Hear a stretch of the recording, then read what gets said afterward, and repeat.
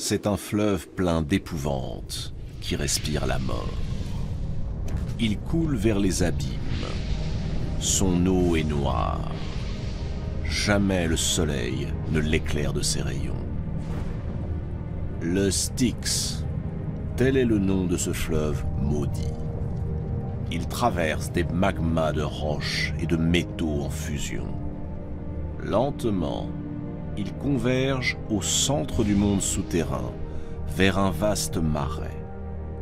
Sur sa rive, une foule indistincte, des ombres, celles et ceux qui, quelques minutes plus tôt, étaient encore en vie. Et soudain, surgit des limbes une barque délabrée. Debout, un homme observe les ombres. C'est un vieillard. Il est laid, barbu, couvert de haillons. Son nom, Charon. Sa fonction, permettre aux ombres de franchir le Styx afin d'atteindre le séjour des morts. Mais Charon pose une condition à chacune de ces ombres. Elles doivent s'acquitter de leur passage par une obole. Les proches des défunts qui savent cette exigence ont enterré leurs morts avec une pièce de monnaie sous la langue. Elle sert à payer l'odieux Charon. Ceux qui ne peuvent pas payer sont voués à attendre éternellement sur la rive.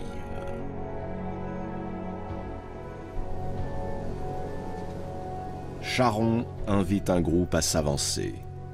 Il vérifie que le compte y est. Il installe les ombres dans sa barque et leur ordonne de ramer. Lui se contente de tenir la barre. L'embarcation fend lentement les eaux marécageuses. Des bruits lugubres traversent la pénombre. On entend le fracas des chaînes et des plaintes et des sanglots. On devine au loin les sinistres plaines où les âmes des héros errent sans but parmi la foule des morts.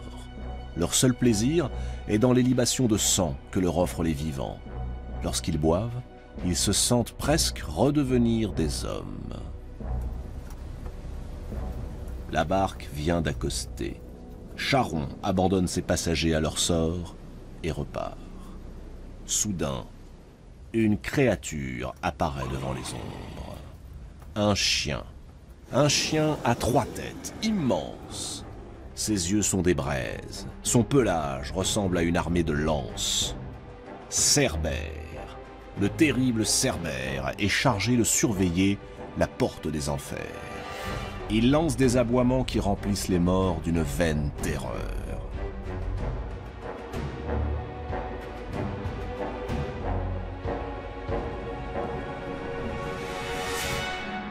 Cerbère est perfide. Il flatte tous ceux qui s'approchent de lui. Il les attire par le mouvement de sa queue et de ses oreilles. Mais une fois qu'ils ont passé le seuil du palais de son maître, Cerbère ne leur permet plus de sortir. Et il dévore quiconque tente de s'échapper.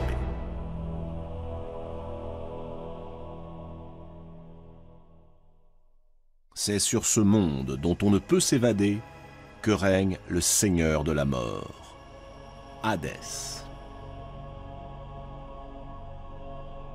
Hadès, fils de Rhéa et de Cronos, frère de Zeus. Hadès, le dieu qu'on ne nomme pas.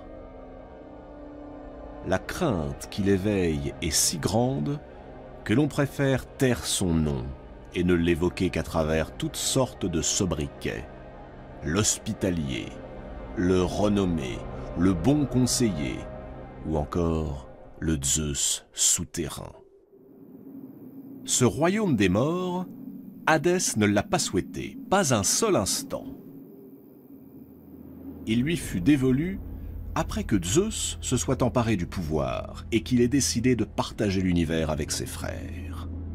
Zeus, à tout seigneur, tout honneur, s'attribua le monde des hommes et le monde céleste. Poséidon reçut le monde marin. Et c'est à lui, Hadès, que fut confié le monde souterrain. cette demeure, même les dieux l'ont en horreur. Comme tout roi qui se respecte, Hadès tient dans sa main un sceptre, avec lequel il gouverne sans pitié les âmes des défunts. Ici, dans les entrailles de l'enfer, entouré de divinités grimaçantes, ses servantes, ses messagères, Hadès édicte ses lois au peuple des ombres. Des lois aussi simples qu'implacables. Une fois les ombres jugées, elles sont dirigées vers l'une des 3 routes qui serpentent à travers les souterrains. La première mène au champ d'Asphodèle, là où réside la grande majorité des âmes imparfaites, ni bonnes ni mauvaises, pas le reflet des vivants. La deuxième route descend jusqu'au Tartare, le lieu le plus profond du gouffre souterrain. C'est là que se trouvent les pires criminels, les titans et les géants, les hécatonchires, tous ceux, mortels ou dieux, qui osèrent défier Zeus. Et enfin, une petite minorité emprunte la 3e route, celle qui mène aux Champs-Élysées, une sorte de paradis. Il y règne un printemps éternel, plus de douleur, plus de vieillesse. L'haleine des vents ne s'y fait sentir que pour répandre le parfum des fleurs. Des bocages embaumés couvrent de leurs ombrages les morts fortunés. Mais en vérité, même ici, les morts continuent de regretter la vie.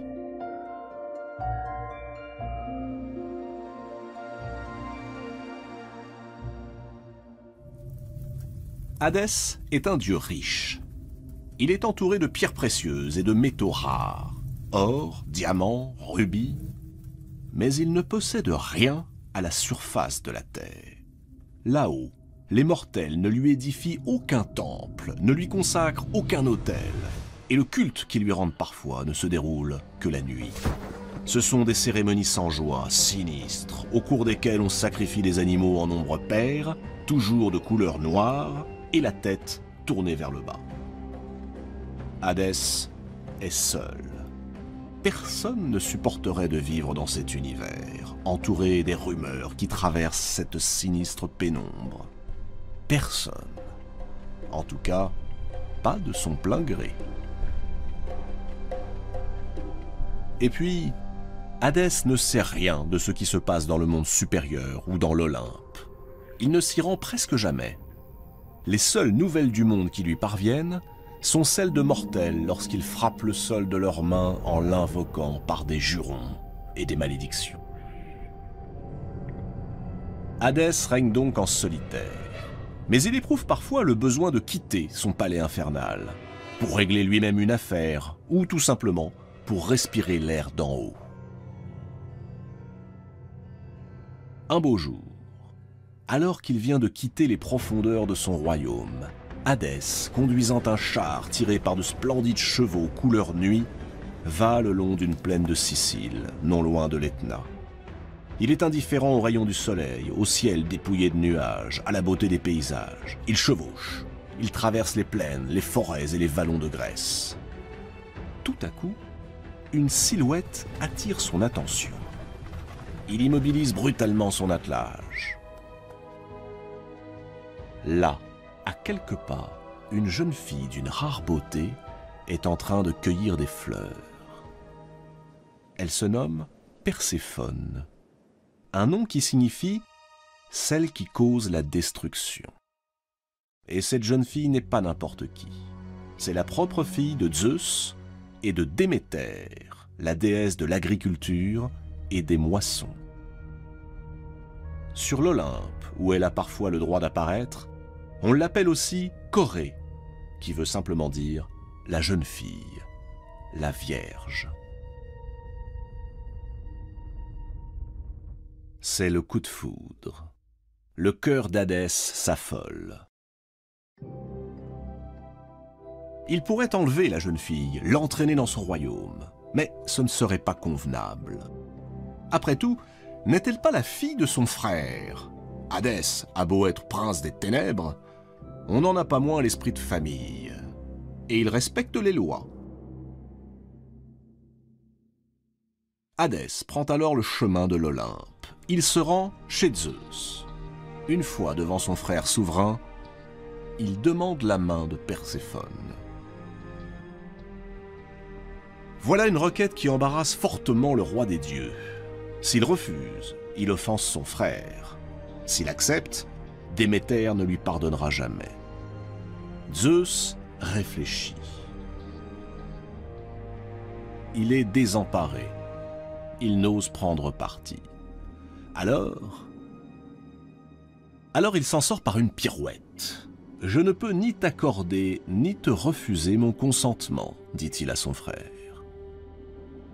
Fort de cette réponse qui n'en est pas une, Hadès s'estime libéré de toute contrainte. Il remonte sur son char. Le revoilà sur les chemins de Sicile qui mènent à la plaine d'Héna. Perséphone est toujours là, toujours en compagnie de nymphes. Alors, Hadès coiffe la cunée, le casque de l'obscurité qui rend invisible ceux qui le portent. Il disparaît. Quelques instants plus tard, tandis que Perséphone se penche pour cueillir une fleur, la terre s'ouvre brutalement sous ses pieds. Tiré par ses chevaux couleur nuit, le char du roi des ombres surgit du trou béant. Sans lâcher bride, Hadès saisit Perséphone par la taille, la soulève et l'entraîne dans le gouffre des morts et de la nuit.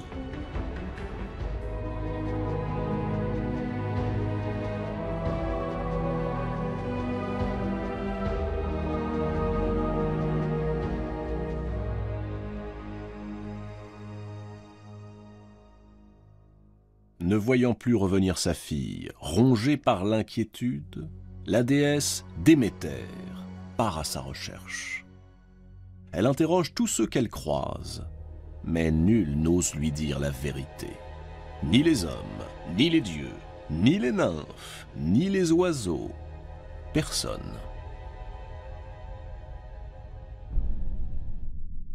Jusqu'au moment où une vieille femme l'aborde. C'est la déesse Hécate. Hécate est une déesse au double pouvoir. Elle est à la fois la déesse de la fertilité et la déesse de la lune. Quand l'astre est plein, qu'il illumine la nuit et rend fous les hommes et les bêtes, alors, dit-on, Hécate indique le passage vers les enfers. Cette déesse se situe au carrefour de la bienveillance et du mal, de la fertilité et de la sécheresse. Elle est tantôt la bienfaitrice de l'humanité, tantôt l'annonciatrice d'une mort prochaine. Hécate est la seule des divinités à descendre parfois voir Hadès en sa demeure de son plein gré. Et voici Hécate qui s'approche de Déméter. Elle a entendu, l'autre matin, la voix de Perséphone appelant à l'aide. Mais quand elle est arrivée, il n'y avait plus personne. Déméter, sans prendre de repos, pendant 9 jours et 9 nuits, poursuit ses recherches. Elle va par les bois et les forêts, sonde les lacs et les montagnes, les plaines et les collines. En vain.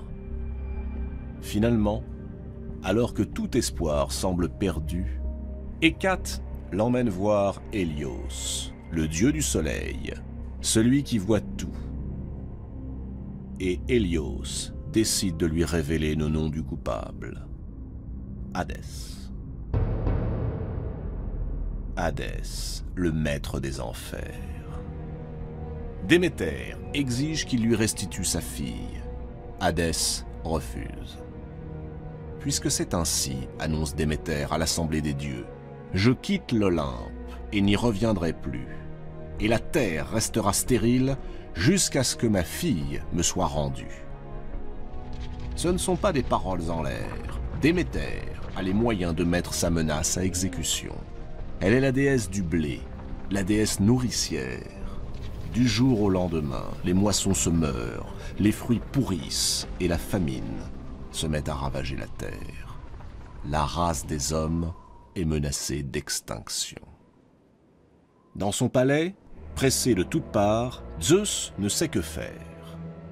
Il envoie à Déméter sa messagère, la déesse Iris, pour la supplier de recouvrer la raison. Déméter ne veut rien savoir. Une délégation des dieux et déesses de l'Olympe, porteurs de présents, l'adjure à son tour. Sans succès. Alors, Zeus, n'ayant plus le choix, envoie son fils Hermès porter le message suivant à son frère Hadès. « Si tu ne rends pas Perséphone, nous sommes tous perdus. Les hommes mourront et il n'y aura plus personne pour nous honorer, plus personne pour croire en nous. » Hadès réfléchit. Et il accepte. Oui, il accepte. Il veut bien rendre Perséphone à sa mère. Mais à une condition. Il faut que les lois des dieux soient respectées. Lui-même n'a-t-il pas respecté la parole de Zeus lorsqu'il lui a formulé sa demande? Or, il est une loi, ici, en enfer, que nul ne saurait ignorer, que nul ne peut violer. Quiconque a touché à la nourriture des morts restera sous terre pour l'éternité. Hermès interroge Perséphone.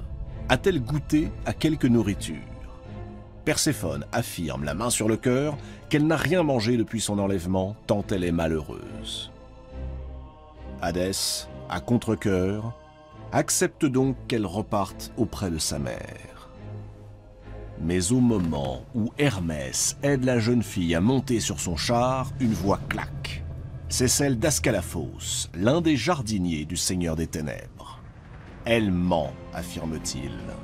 Et il précise qu'il a vu Perséphone cueillir une grenade et en manger 7 grains. Il est prêt à en témoigner. Ascalaphos dut regretter amèrement ses paroles, car plus tard, Déméter le transforma en chouette.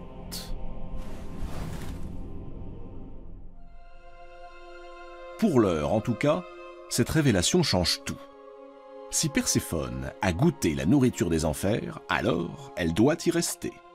C'est la loi, et même Zeus ne peut l'enfreindre.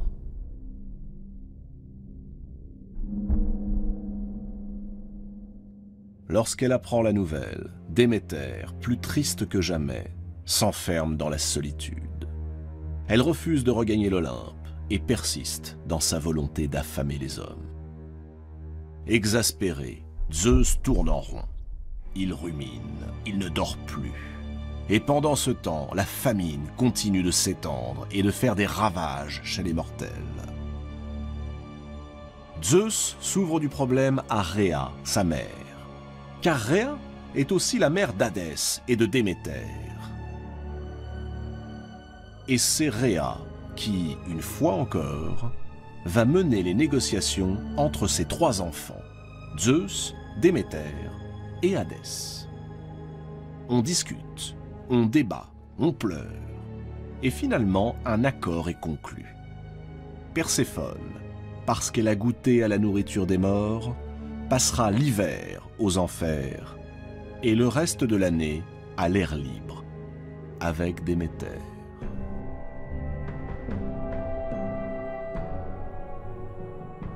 Voilà pourquoi, durant les mois où la mère et la fille sont séparées, la terre se glace. Plus rien ne pousse ni ne fleurit. C'est Déméter qui, loin de sa fille, s'exile de l'Olympe et refuse de nourrir les hommes. La nature attend le retour de Perséphone. Et c'est ainsi que Perséphone, la douce jeune fille qui aimait cueillir des fleurs sous le soleil de Sicile, est devenue la reine des enfers. Contre toute attente, le couple formé par Hadès et Perséphone est heureux. Perséphone prend son rôle de reine très au sérieux, et son rôle d'épouse également. Sa présence met en lumière une nouvelle image de la vie et de la mort, puisque la jeune femme se partage entre les 2 mondes, celui d'en bas et celui d'en haut. Mais ce mariage n'a pas amélioré la réputation du Seigneur des Enfers.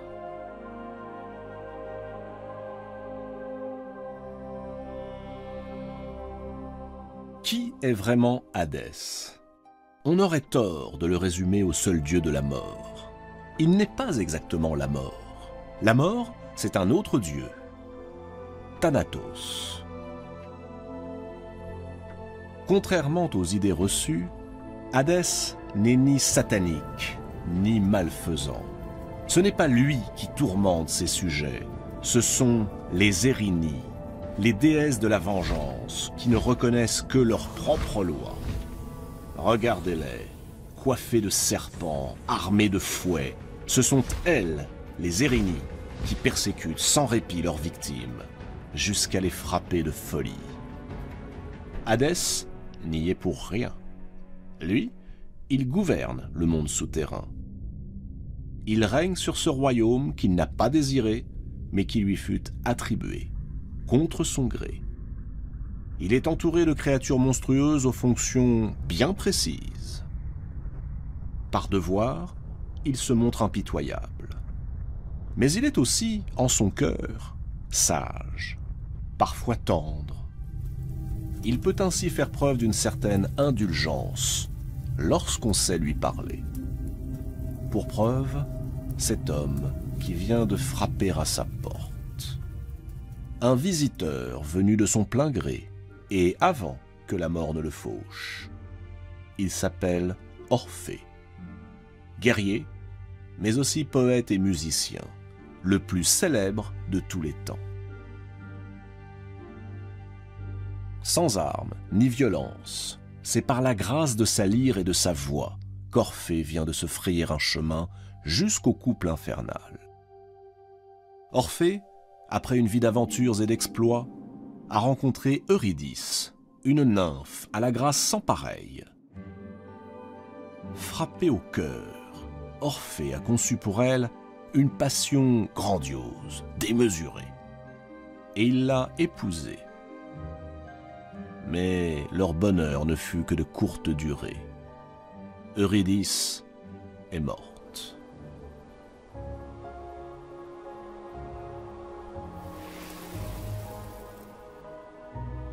Orphée, fou de douleur, ne pouvant se résoudre à la perte de sa bien-aimée, ose alors ce qu'aucun mortel avant lui n'a jamais osé, descendre aux enfers.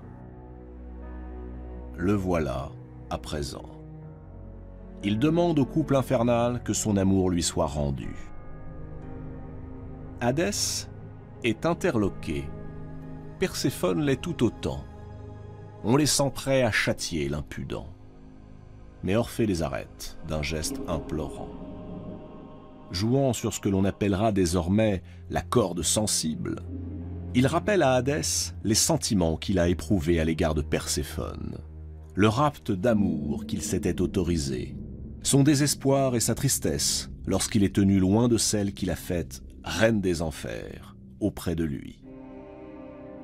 Attendri par les notes célestes et les paroles du poète musicien, Hadès et Perséphone cèdent à ses prières, à condition, une fois encore, que soit respectée la loi des enfers. Orphée peut partir, Eurydice le suivra, et il ne devra jamais se retourner, pas avant d'avoir atteint la surface. S'il désobéit, alors il perdra Eurydice à tout jamais. Hadès et Perséphone ne pourront plus rien pour lui. C'est à lui seul qu'appartient désormais le destin d'Eurydice. Cette décision met en lumière les multiples facettes de la personnalité du maître des enfers. Il est mélomane, sensible aux complaintes amoureuses et capable de s'émouvoir devant la beauté. Mais quoi qu'il fasse, Hadès restera toujours aux yeux des mortels ce dieu craint et détesté, le maître des enfers, alors qu'en vérité, il est à la fois la vie et la mort, les deux faces d'une feuille blanche. Certains soirs, Hadès se dit peut-être avec tristesse que les mortels ont bien tort aujourd'hui de le craindre. Car la véritable mort, l'unique mort, les Grecs le savaient bien, ce n'est pas l'enfer, c'est l'oubli.